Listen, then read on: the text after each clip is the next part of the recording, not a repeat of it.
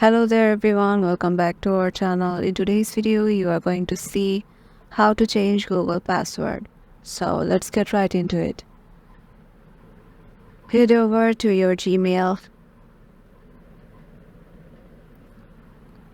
Once you're there, make sure you have logged in into your desired account from which you want to change your password. And then go to your profile by clicking the profile icon on the upper right corner. And here, click on Manage your Google account. You will find this interface and scroll to the right and go to Security. Scroll down and you'll see option of password under how you sign in to Google option. So head over to the password.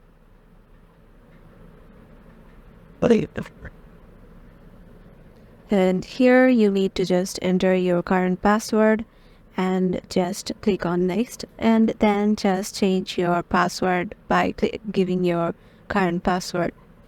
Once you do it, your password will be changed, and if you have forgot your current password, just click on forgot password. Then Google will send OTP code to your phone number or recovery email that you have attached with this Google account, so that you can verify it and enter it in your Google account and change the password again.